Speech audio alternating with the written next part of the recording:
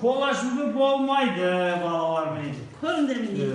О мен шек қарын тазалайды. Мына işte безі қойып қойып отырақ жүріп бұрғыды.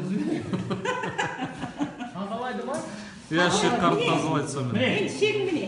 Қазір жуғанда әппақ болып шығады. Кола құйса тап-таза болып шығады. Әне, коладан кейін шыққан сол коланы ішпеңдер. Сендердің де шектерің сондай болады. Это коладан ба? Міне, мына коладан шыққан нәрсе ғой, міне. Көрмейсің бе міне? Міне. Қазір мына колаңның міне, өң қара, міне. Әппақ сұр болып қалды. Қара нәрсең әппақ сұр болып қалды.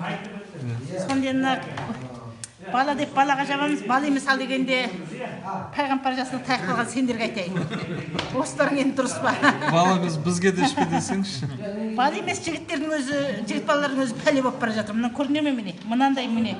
Мынандай нәрсе міне қолға жұққан нәрсені көрдің бе міне? Бұрын шекті қалай тазалайтын кола жоқ кезде? Енді кезінде қайт немететін кім біледі? 50 жасқа келгенде мен шек қарындос көлемен тазалайтын осы бүйілгені көріп жүрмін ғой былтырдан бері. 3 жыл 4 жыл істедім осыда. Былтырдан бері бұрын болғанда біз кәдімгі сойып қарға ұрып тұзға жуатынбыз міне. Тұзға жуып енді колаға жуғандағы кетіміз мына ғой міне. Міне енді міне шек қарын қаршы сен. Әппақ міне. Мен қазір жуғанымның әппақ жемір болып шығады. Әппақ қағазы. Тап-таза. Иіскесең иісі жоқ болып шығады. Мен сенде жаңа қарындарың емес міне шектеріңе кетіп қалды. Енді қарындарыңа тағы керек. Болды қазір табам. Міне. Арсен түсіндің ма? Кола ішпе. Арна бұл. Нельзя пить колу. Все, понял.